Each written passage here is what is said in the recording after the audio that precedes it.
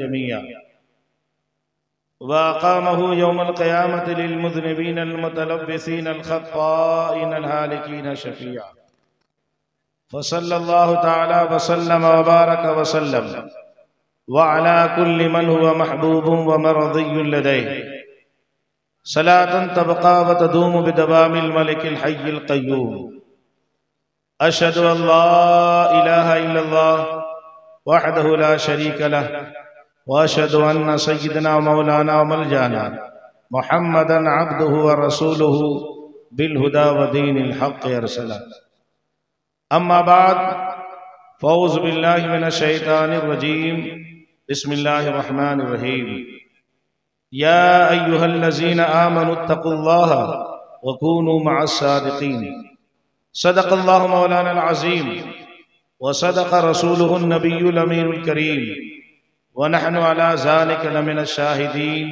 वश्शाकिरीन वल्हम्दुलिल्लाहि रब्बिल आलमीन। जलसे ज़िक्र शहादत व जश्न विलादत हुज़ूर मुजाहिद मिल्लत की बाबरकत मजलिस और महफिल में बैठने वाले खुश अकीदा सुन्नी जन्नती अवाम, अभी आपने नकीब आज़म हिंदुस्तान हज़रत हलीम हाजिक साहब से बड़ी नपी तुली गुफ्तगू और बड़ी अच्छी और अछूती तमहीद इस जलसे की गर्ज़ गायत के ताल्लुक से आपने समाअत की।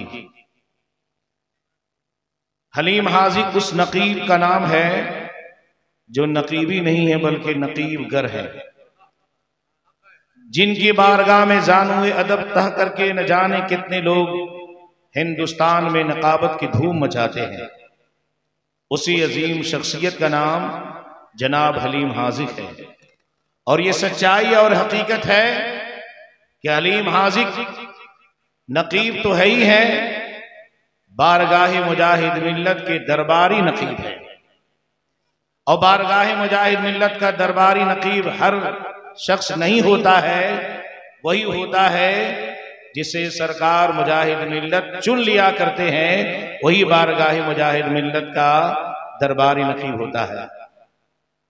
और आज हलीम हाजी साहब को देख रहे हैं और ये वाकई उनकी बुजुर्गों से सच्ची और पक्की मोहब्बत का नतीजा है कि अल्लाह तबारक व तआला ने उन्हें दोबारा जिंदगी अता फरमाई। चूंकि जो खुलूस व लिल्लाहियत के साथ काम करता है, नामो नमूद के लिए नहीं, रिया और सुमा के लिए नहीं, शोहरत के लिए नहीं, दिखावे के लिए नहीं, बल्कि उसका मकसद होता है कि मेरे इस काम से मेरा रब और मेरे रसूल राजी हो जाएं। तो जो अल्लाह और रसूल की रजा के लिए काम करता है, जब किसी मुसीबत में फंसता है तो अल्लाह और रसूल की उसे मदद मिलती है, बुजुर्गान दीन का फैजान होता है। और वाकई सच्चाई है और हकीकत है कि बुजुर्गान दीन के फैजान की बदौलत आज हलीम हाजिक साहब निकाबत कर रहे हैं और इंशाअल्लाह ताला जब तक कि अल्लाह तबारक व तआला ने उन्हें हयात अता फरमाई है, अहले सुन्नत वल जमात की निकाबत भी करते रहेंगे और मसलक आला हज़रत की तरवीज व इशाअत भी करते रहेंगे। आप दिल जमे के साथ बैठिए, इत्मीनान और सुकून के साथ बैठिए, चूंकि इस जलसे को दो अजीम शख्सियतों से निस्बत है। एक जहां सरकार मुजाहिद मिल्लत का जश्न विलादत है, वहीं जलसे जिक्र शहादत है। शहादत भी लाजवाब है और विलादत भी लाजवाब है। मैं अपनी गुफ्तगू को आगे बढ़ाऊं, मिंबर नूर पर एक से एक इल्म फजल के आफ्ताब व महताब दरख्शिंदा सितारे अपने आलिमाना और फाजिलाना जलाल के साथ टीप टाप कर्र फर के साथ जलवाबार हैं।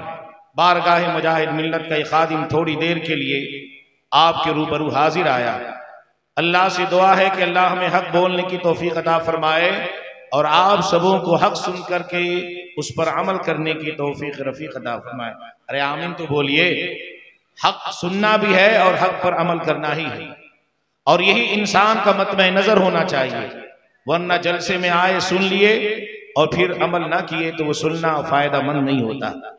जलसे में आइए तो इस नियत से आइए कि जो हमारे उलमा, हमारे खुतबा, जो नाइब रसूल, वारिस उलूम मुस्तफ़ा, जो दीन व मतीन की बात बताएं, शरीयत की बात बताएं, सुन्नत मुस्तफ़ा बताएं, हम उसको सुनेंगे भी और अमल भी करेंगे।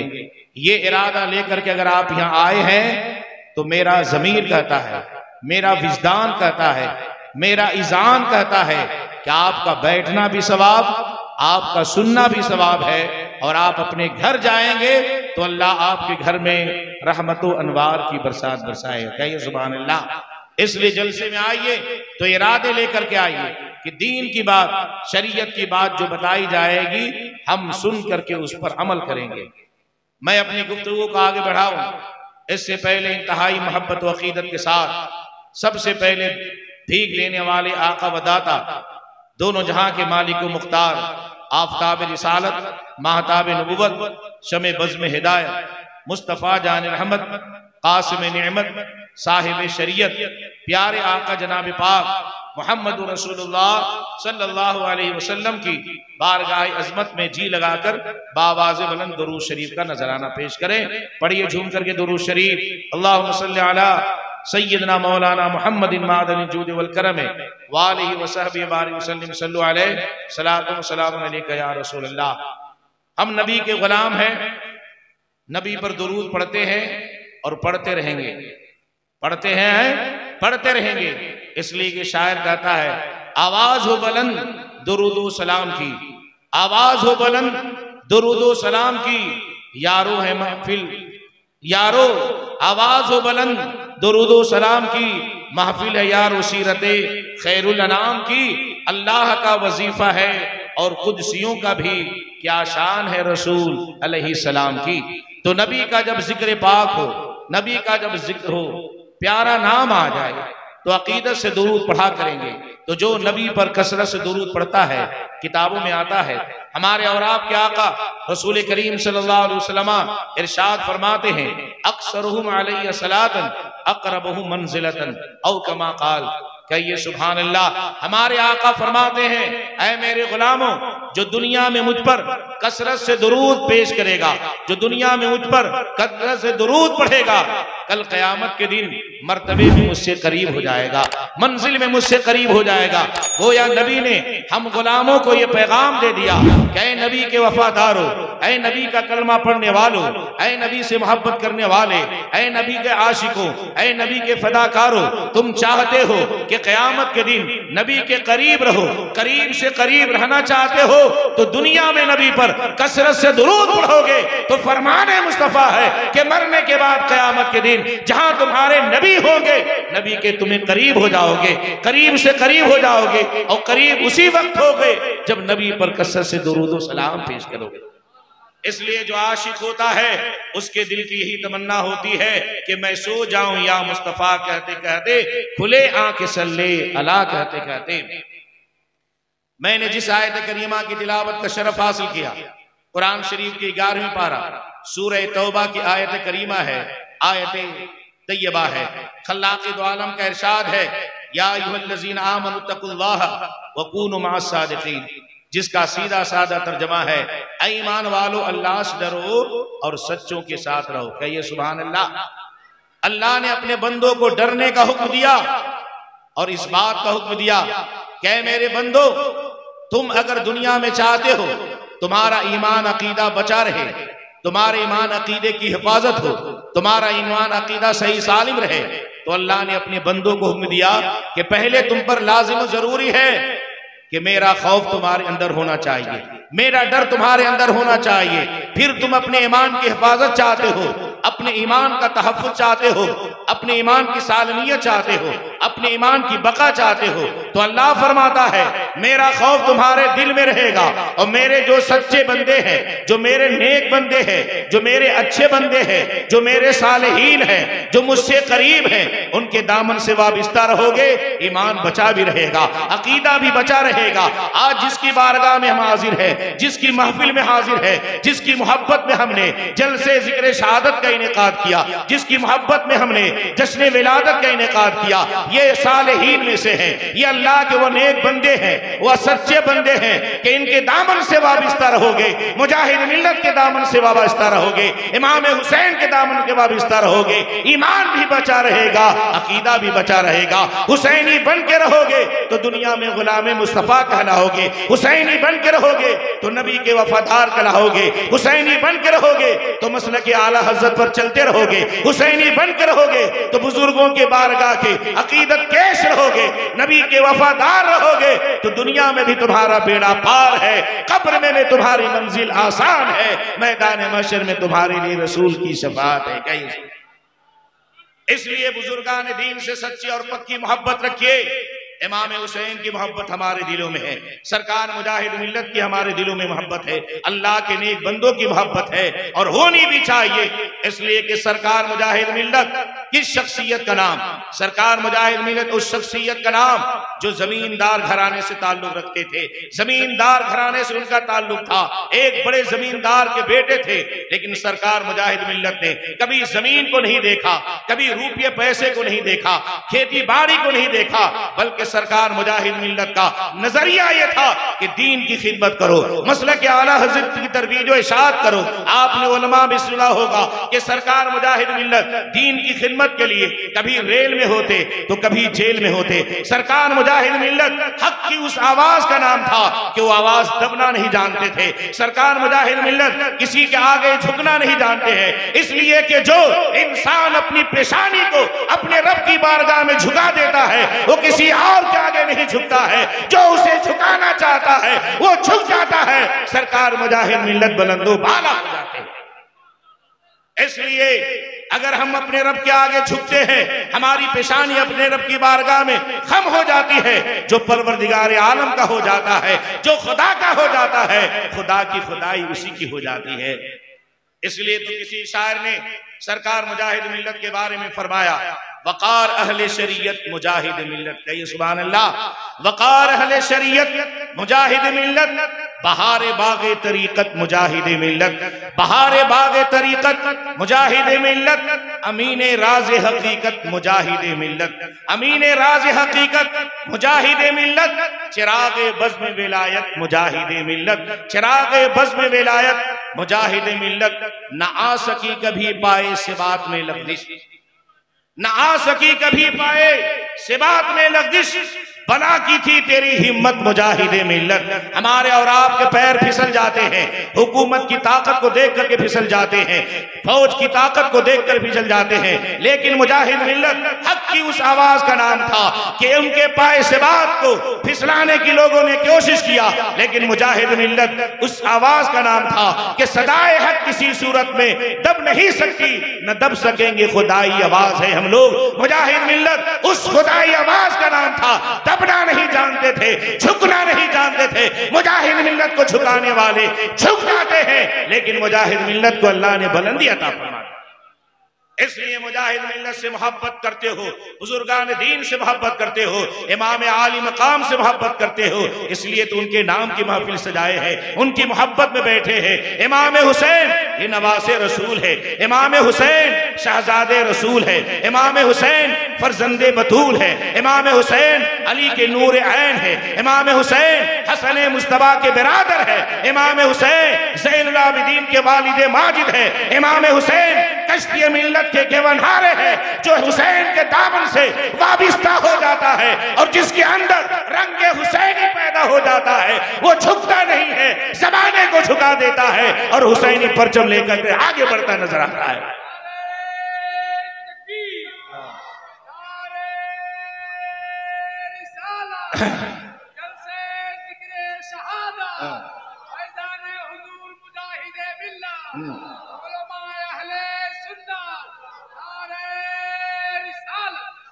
मेरे दोस्तों, हुसैन किस शख्सियत का नाम है, हुसैन का मकाम मर्तबा क्या है?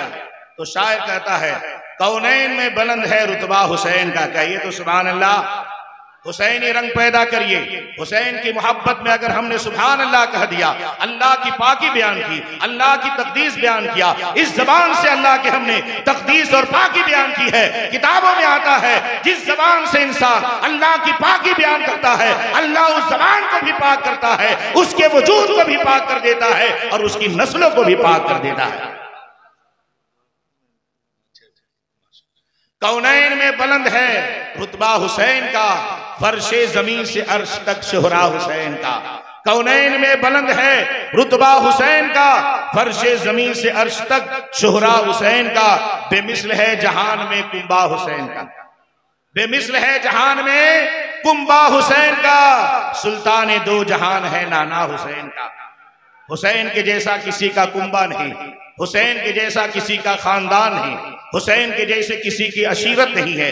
हुसैन का खानदान लाजवाब है, इसलिए कि हुसैन के खानदान में कौन है? हुसैन के खानदान में मौला अली है जो सरदार औलिया है। हुसैन के खानदान में रसूल दो जहां है जो सरदार अंबिया है, इमामुल अंबिया है। हुसैन के खानदान में हुसैन की वालिदा फातिमा ज़हरा है जो खातूने जन्नत है, जिसके बारे में नबी फरमाते हैं फातिमा तो सैयदतुन निसाइल आलमीन, फातिमा तमाम औरतों की सरदार है। तो हुसैन का खानदान कितना लाजवाब है, हुसैन भी लाजवाब है, हुसैन का खानदान भी लाजवाब है। हुसैन के लाना का क्या कहना है? आला हजरत बरेली से पुकार उठते हैं सबसे आला वाला हमारा नबी, सबसे बाला वाला हमारा नबी। बेमिसल है जहान में कुंबा हुसैन का, सुल्तान दो जहान है नाना हुसैन का। कई सुभान अल्लाह। हुसैन से जो मोहब्बत करता है नबी ये दो जहां का उस पर कितना करम होता है। किताबों में आता है कि रसूल करीम सल्लल्लाहु अलैहि वसल्लम एक बार मदीने तैयबा की गली में अपने सहाबा के साथ से गुजर रहे थे। सहाबे किराम हुजूर के पीछे पीछे हैं, एक वफादार गुलाम की हैसियत से, और गुलाम का तकाजा यही होता है, खादिम की शान भी यही होती है कि मखदूम आगे होता है, खादिम पीछे होता है। आका आगे होता है, गुलाम पीछे होता है। गुलाम होकर अगर आगे बढ़ गया वो गुलाम नहीं है, वफादार नहीं है, वो गद्दार तो हो सकता है जो नबी से आगे बढ़ता हो, नबी से आगे जाता हो। जो गुलाम होता है नबी के नक्शे कदम पर चलता हो, जो नबी का वफादार होता है, नबी की राहों को देखता है, नबी की राहों को मंजिल से और मंजिल की राहों को और उसकी गर्दो गुबार को अपनी आंखों का सुरमा बनाता है। नबी के सहाबा है, नबी के पीछे पीछे है, मेरे आका आगे आगे हैं। मदीने की गलियों से गुजर रहे, गुजरते गुजरते हुजूर ने देखा एक जगह चंद बच्चे खेल रहे थे। खेलने वाले एक बच्चे से हुजूर करीब होते हैं, उस बच्चे को अपने करीब करते हैं, सीने से लगाते हैं, प्यार करते हैं, मोहब्बत करते हैं, उसके आंखों को चूमते हैं, उसकी पेशानियों का बोसा लेते हैं। अब सहाबे कराम सोच रहे हैं आखिर मामला क्या है। इन बच्चों में से हुजूर ने एक बच्चे से प्यार किया है, उसकी पेशानी का बोसा दिया, सीने से लगाया, उसकी आंखों का बोसा दिया। आखिर ये बच्चा कौन है? जब नबी ये दो जहां सल्लल्लाहु अलैहि वसल्लम ने उस खेलने वाले में से एक बच्चे से करीब जाकर के उसको सीने से लगाया, आंखों का बोसा दिया, पेशानी का बोसा दिया, लेकर के आगे जब बढ़ते हैं सहाबे कराम एक जगह हुजूर से पूछते हैं या रसूल अल्लाह फिदा का अबी व उम्मी, ऐ अल्लाह के रसूल मेरे माँ बाप आप पर कुर्बान। ये सहाबा का देखो अदब, देखो सहाबा की मोहब्बत, देखो कि सहाबा जब हुजूर से कोई बात पूछते थे तो पहले अपने माँ बाप को कुर्बान कर लेते थे। या रसूल अल्लाह मैं भी कुर्बान, मेरे माँ बाप आप पर कुर्बान, इसलिए कि आपका ये गुलाम है। अगर आपने मुझे अपनी बारगाह में कबूल कर लिया तो मेरा भी बेड़ा पार हो जाएगा, मेरे माँ बाप का भी बेड़ा पार हो जाएगा। आज लोग नबी के बराबरी का दावा करते हैं और वो सहाबा हैं जिनका मकाम बुलंद बाला है। तो सहाबा ने पूछा या रसूल अल्लाह उन बच्चों में से एक बच्चे को आपने अपने करीब किया, खेलने वाले बच्चे को आपने आंखों से लगाया और आपने उसकी आंखों का बोसा लिया, पेशानी का बोसा लिया, उसे चूमा, बोसो किनार किया, मोहब्बत का इजहार किया। या रसूल अल्लाह आखिर मामला क्या है? इसलिए कि हमने देखा है वो बच्चा आपके खानदान से ताल्लुक नहीं रखता, आपकी बेटी का बेटा भी नहीं है, ना आपका नवासा है, ना आपके खानदान से उसका ताल्लुक है, वो लड़का तो अजनबी है। या रसूल अल्लाह फिर इस कदर प्यार और मोहब्बत उस बच्चे से करने की वजह क्या है? सबब क्या है? सुन्नियों गौर से सुनो। मेरे नबी ने फरमाया, ऐ मेरे सहाबा, तुम्हारा सवाल सही है कि ये लड़का हमारे खानदान से ताल्लुक नहीं रखता, मेरी बेटी फातिमा का बेटा नहीं है, मेरे खानदान से इसका ताल्लुक नहीं है, लेकिन मैं इससे प्यार क्यों किया, इससे मोहब्बत का इजहार क्यों किया, इसकी पेशानी को चूमा क्यों, मैंने इसकी आंखों चूमा क्यों? सहाबा ने कहा, वही तो सवाल मैंने किया या रसूल अल्लाह। बात समझ में नहीं आती है। सहाबा महवे हैरत है, हैरत व इस्तेजाम में पड़े हैं कि या रसूल अल्लाह सल्लल्लाहु अलैहि वसल्लम, इस कदर मोहब्बत करने का सबब क्या है, इस कदर प्यार करने की वजह क्या है? सहाबा कराम जब पूछते हैं, मेरे आका रसूल करीम देखिए, हिंदुस्तान के इंटरनेशनल शायर हर दिल अजीज शाहनवाज हसन की आमद हो रही। कहिए नारे तकबीर, नारे तकबीर। देखिए दुरूद शरीफ पढ़िए, अल्लाहुम्मा सल्ली अला सय्यिदना मौलाना मुहम्मद इमादल जूद वल करम व आलिहि व सहबी बारिक वसल्लम सल्लु अलैहि सलातु व सलाम अलैका या रसूल अल्लाह। देखिए शायर हिंदुस्तान, पूरे हिंदुस्तान में बड़ी तेजी के साथ आज के जमाने में सिक्का राजुल वक्त की तरह छा जाने वाले शायर का नाम शाहनवाज हसन, जो सरकार मुजाहिद मिल्लत और हबीब मिल्लत का फैजान लेकर के पूरे हिंदुस्तान में मसलक आला हज़रत मिशन मुजाहिद मिल्लत को आम ताम करेंगे। ये तो सुभान अल्लाह। बात अच्छी लग रही कि नहीं? अरे मुझे देखिए, मेरी बात को सुनिए, मैं अपने घर की नहीं कहता, मुस्तफ़ा के दर की कहता हूँ। जबान गुलाम की है, बात मुस्तफ़ा जाने रहमत की है। तो मैं ये अर्ज कर रहा था, सहाबा ने पूछा, या रसूल अल्लाह, आखिरी छोटे बच्चे से आपने इस कदर प्यार मोहब्बत क्यों किया? इस छोटे बच्चे को आपने बोसा लिया, इसकी पेशानी को चूमा, इसकी आंखों को चूमा, सीने से लगाया, जबकि ये बच्चा आपके खानदान का नहीं, आपकी बेटी फातिमा का बेटा नहीं है। इस कदर प्यार करने की वजह क्या है? मेरे नबी ने क्या फरमाया? गौर से सुनो सुन्नियों, और इस वाक़ये को जो सुन लोगे, उसके बाद से हमारे दिलों में हुसैन की सच्ची और पक्की मोहब्बत पैदा हो जाएगी। मेरे नबी ने फरमाया, मेरे सहाबा, उसकी वजह क्या है कि एक मर्तबा मेरा हुसैन छोटा था, बचपने का आलम था, मेरा हुसैन बच्चों के साथ खेल रहा था, उन्हीं में से ये बच्चा भी मेरे हुसैन के साथ खेल रहा था। तो मैंने क्या देखा? मेरा हुसैन जिस जगह खड़ा हुआ था, यही बच्चा हुसैन के इर्द गिर्द गया और जा करके देखता है, मेरा हुसैन जिस मकाम पर खड़ा था और जिस मकाम पर खड़ा था, ये बच्चा मेरे हुसैन के करीब जाता है, और करीब जाने के बाद मेरे हुसैन के कदम से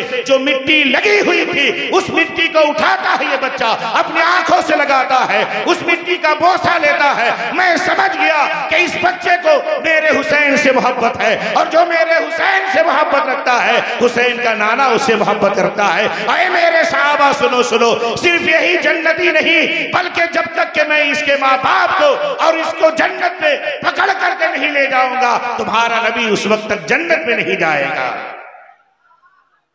मालूम क्या हुआ कि हुसैन पाक से बच्चे ने मोहब्बत की, तो नबी ये दो जहां ने उनसे मोहब्बत किया, और ये भी मेरे नबी ने फरमाया कि मैं इसे भी जन्नत में ले जाऊंगा और उसके माँ बाप को भी जन्नत में ले जाऊंगा। इससे सुन्नियों का अकीदा वाज़ेह हो गया कि आका हुसैन से मोहब्बत रखोगे तो दुनिया में भी बेड़ा पार है और आखिरत में भी बेड़ा पार है, लेकिन शर्त है ईमान अकीदा बचा रहे। ईमान अकीदा अगर डगमगाया, ईमान अकीदे में ढुलमुल हो गए, इधर से उधर मुंह मारने की कोशिश करोगे तो सारी इबादतें चेहरे पर मार दी जाएंगी, सारे सजदे तुम्हारे चेहरे पर क़यामत के दिन मार दिए जाएंगे। वहां सजदे नहीं देखे जाएंगे, इबादतें नहीं देखी जाएंगी, तुम्हारे जुब्बो दस्तार नहीं देखे जाएंगे। ये देखा जाएगा कि तुम्हारा ये काम जो था अल्लाह और रसूल की रजा के लिए था कि नहीं, तुम्हारा ये काम इताअत रसूल की बुनियाद पर हुआ कि नहीं, नबी की मोहब्बत में हुआ कि नहीं। नबी की मोहब्बत में रह करके अगर तुम नमाज पढ़ोगे, एक सजदे भी कर लोगे, अगर अल्लाह के रसूल ने उसे कबूल कर लिया तो हमारा सजदा भी मकबूल हो गया और हमारा बेड़ा भी पार हो गया।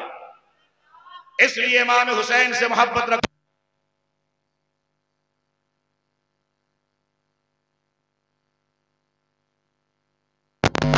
ऐसे बुजुर्ग का नाम जो हमें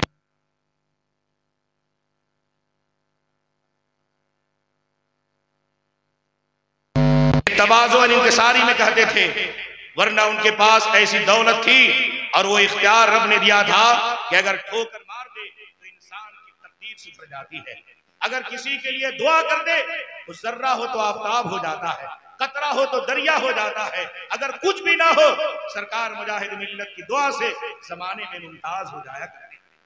सरकार मुजाहिद मिल्लत को लोगों ने आजमाया, अपने अपने एतबार से आजमाया। किसी ने सूफी समझा, किसी ने आलिम रब्बानी समझा, किसी ने मुनाजिर समझा, किसी ने मुहक्किक समझा, किसी ने मुदब्बिर समझा, किसी ने मुफक्किर समझा, किसी ने मुहद्दिस समझा, किसी ने मुफस्सिर समझा। और जिसने समझा है अपने अपने नजरिए से समझा है। लेकिन हकीकत और सच्चाई है कि सरकार मुजाहिद मिल्लत अपने जमाने के मुहद्दिस भी थे, अपने जमाने के मुफस्सिर भी थे, अपने जमाने के फकीह भी थे, अपने जमाने के मुफ्ती भी थे, अपने जमाने के मुदब्बिर भी थे, अपने जमाने के मुहक्किक भी थे, और अपने जमाने के सबसे बड़े मुनाजिरे इस्लाम भी थे। इसलिए कि मुनाजरा में सरकार मुजाहिद मिल्लत जब आ जाया करते थे तो जानते हो बदअकीदे के जो है हवा खराब हो जाया करते थे। सरकार मुजाहिद मिल्लत उस शख्सियत का नाम जिस मुनाजरे में आ जाए सुन्नियत के लिए वो फतेह अजीम का सबब हुआ करता। मुनाजरे की फतह का सबब सरकार मुजाहिद मिल्लत बना करते थे। और याद रखिए सरकार मुजाहिद मिल्लत ऐसे बुजुर्गों में से थे जिसके बारे में नबी फरमाते हैं, इत्तकू फिरासतल मोमिन फइन्नहु यंजुरु बिनूरिल्लाह।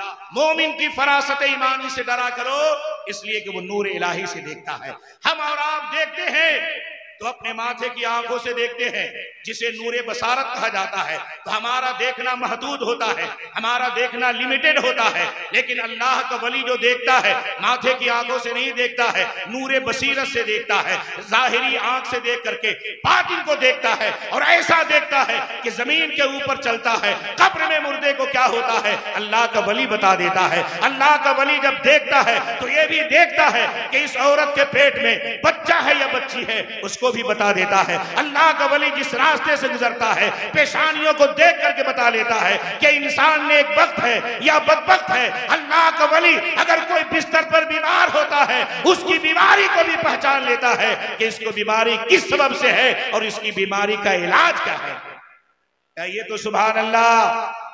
तो जब अल्लाह के वलियों का देखने का आलम है तो मुस्तफा जान रहमत के देखने का आलम क्या होगा। जब उनके गदा भर देते हैं शहाने जमाना की झोली, मुहताज का जब ये आलम है, मुख्तार का आलम क्या होगा। कहिए सुभान अल्लाह। आप जानते हैं सरकार मुजाहिद मिल्लत माथे की आंख से देखते, और कभी ऐसा होता कि बेगर देखे पता बता देते थे कि इसको कौन सी बीमारी हुई और इस बीमारी का इलाज क्या है। अरे बाबू गौर से सुनिए, कहिए सुभान अल्लाह। या रसूल अल्लाह, या हुसैन, या हुसैन, या मुजाहिद मिल्लत, या मुजाहिद मिल्लत। सरकार गौसे आजम जिंदाबाद बोलिए ना। सरकार मुजाहिद मिल्लत, सरकार मुजाहिद मिल्लत, हबीब मिल्लत। आज सरकार मुजाहिद मिल्लत की नवाज से आपके जलसे में तशरीफ फरमा होने वाले हैं कि नहीं। हबीब मिल्लत जो सरकार मुजाहिद मिल्लत का फैजान लेकर आने वाले हैं। गौर से सुने मेरी बात, बदअकीदों के मुंह पर तमाचा मारे जो वली का गुस्ताख है, जो नबी का गुस्ताख है। नबी की शान तो अरफ़ आला है। जब नबी के गुलाम वली जब पावरफुल होते हैं तो मुस्तफा के इख्तियार का आलम क्या होगा। सरकार मुजाहिद मिल्लत के ताल्लुक से किताबों में आता है, उड़ीसा की सरजमीन में एक जिला है, उस जिले का नाम है केंद्रापाड़ा। और जिला केंद्रापाड़ा के रहने वाले एक सरकार मुजाहिद मिल्लत के गुलाम थे, उनके मुरीद थे। उनका नाम था जनाब हाजी अब्दुल खालिक साहब। ये सारी बातें आपको बिहम्दिही ताला मुजाहिद मिल्लत नंबर में मिल जाएगी। हम लोग कोई फेक फाक वाली बात नहीं करते, बल्कि वही बात करते हैं जो किताबों में मौजूद है, ताकि आप भी मुझसे सनद मांगे, दलील मांगे, बिहम्दिही ताला फकीर मुजाहिद मिल्लत आपको सनद भी पेश कर देगा और दलील भी पेश कर देगा। मुजाहिद मिल्लत नंबर में यह वाकया मौजूद है। सरजमीन केंद्रापाड़ा के रहने वाले एक सरकार मुजाहिद मिल्लत के गुलाम और मुरीद हाजी अब्दुल खालिक साहब, जो सरकार मुजाहिद मिल्लत से बेपनाह मोहब्बत करते थे, उन्हीं के इलाके में एक गैर मुकल्लिद रहता था जिसका इनसे ताल्लुक था। इनके पास आना जाना था, चूंकि कारोबारी आदमी थे इसलिए आना जाना था। वो नौजवान आदमी था और वो गैर मुकल्लिद था। और ये गैर मुकल्लिद जो अपने आप को अहले हदीस कहते हैं, सुनिए, ये अहले हदीस नहीं है। हम इसे अहले खबीस कहते हैं। अहले हदीस का माना है जो हदीस पर अमल करे। बिहम्दिही ताला सुन्नी जो है अहले सुन्नत वल जमात से ताल्लुक रखने वाला, कुरान पर भी अमल करता है, हदीस रसूल पर भी अमल करता है। इसलिए हम इसे गैर मुकल्लिद कहते हैं, जो चारों इमाम में से किसी इमाम को नहीं मानता है। जबकि आपको मालूम होना चाहिए दलीलें जो है चार है, किताबुल्लाह है, हदीस रसूल है, इजमा है, कयास है। चारों इमाम में से किसी इमाम के नजदीक रफ़े यदैन जायज नहीं। चूंकि आपके मोहल्ले के बारे में मालूम हुआ कि कुछ भोले भाले सुन्नी मुसलमान गैर मुकल्लिद के चंगुल में आ गए, अब नमाज पढ़ते हैं तो नमाज में रफ़े यदैन करते हैं। रफ़े यदैन का माना क्या, पहले सुन लीजिए। रफ़े यदैन का माना होता है दोनों हाथ को बुलंद करना। तो याद रखिए हमारे आका रसूल करीम सल्लल्लाहु अलैहि वसल्लम ने दोनों हाथ को बुलंद किया है, लेकिन सिर्फ एक मर्तबा इफ्तिताह सलात के लिए, यानी नमाज शुरू करने के लिए, तकबीर तहरीमा के लिए हुजूर ने दोनों हाथ को उठाया है। उसके बाद नबी जब रुकू में गए हाथ नहीं उठाया, सजदे में गए हाथ नहीं उठाया, कौमा में गए हाथ नहीं उठाया, जलसा में गए हाथ नहीं उठाया। अब तुम बताओ, तुम नबी की सुनोगे, ये खैर मुकद्दम सुनोगे, नबी की सुनोगे कि गैर मुकल्लिदों की सुनोगे? अरे हम सुनेंगे तो मुस्तफा जान रहमत की सुनेंगे। मेरे नबी ने हमें हुक्म दिया है कि हाथ उठाना है तो एक ही मर्तबा उठाना है, और वो भी नमाज शुरू करने के लिए। कैसे बात याद रखिए, जो हदीस पेश करते हैं उलमाए किराम तशरीफ रखते हैं, हदीस की नौइयत दो तरह की होती है।